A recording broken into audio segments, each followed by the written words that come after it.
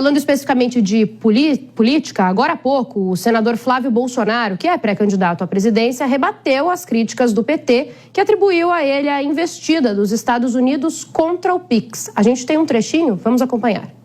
E a fake news de hoje, o PT dizendo que eu vou acabar com o PIX. É lógico que é uma mentira, uma loucura, sem pé nem cabeça.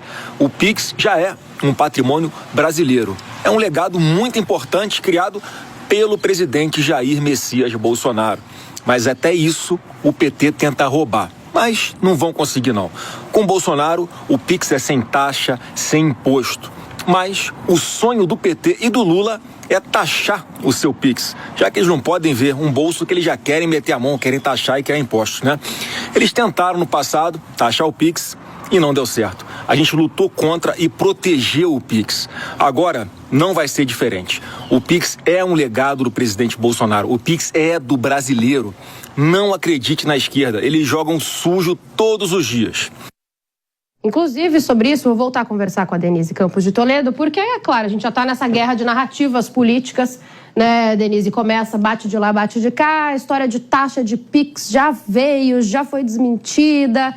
É isso, uma das grandes fake news. Então, Flávio Bolsonaro está se defendendo, alegando que o governo o acusou de tentar acabar com o PIX, de fazer com que os Estados Unidos tomem medidas contra o PIX aqui no Brasil, mas ele recorreu também a uma fake news, que foi exatamente essa narrativa lá no passado, que houve inclusive queda de popularidade do governo por conta disso. Era outro tipo de medida que se tomava na época. Se queria um controle maior das transferências, não era para taxar, era para se saber a destinação de recursos, que essas transferências podem esconder ilegalidades, que transferências ilegais e transferências de valores que, sem pagamento de impostos de outras origens, e não em relação à transferência do PIX. Então foi uma fake news que na época colou muito, houve impacto inclusive na popularidade do governo, então fica essa guerra de narrativa. E o governo aproveita o fato de Eduardo Bolsonaro ter trabalhado nos Estados Unidos e assumido em diversos vídeos que ele defendia as medidas, as sanções contra o Brasil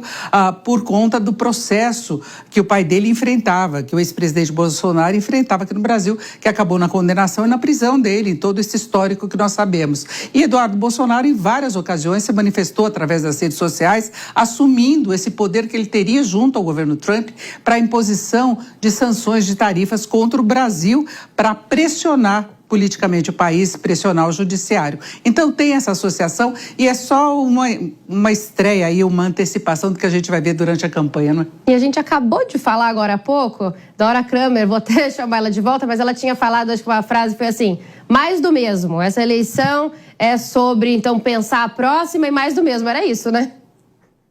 Pois é, mas olha só, tem uma diferença aí.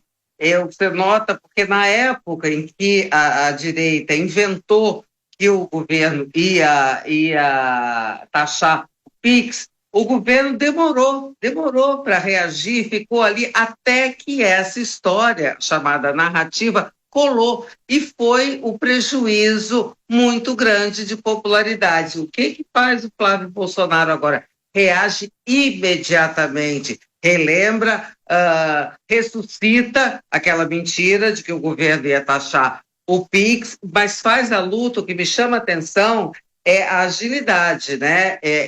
Diante da lentidão do governo. Então, o que ele demonstra é uma capacidade de reação muito grande. Não comete o erro do irmão lá atrás, de se vangloriar, de ter insuflado, provocado o tarifaço, o que foi um tiro no pé, e o Flávio, candidato, faz exatamente o contrário. Isso dá para notar, agora já tem uma diferença de estratégias de comunicação de campanha.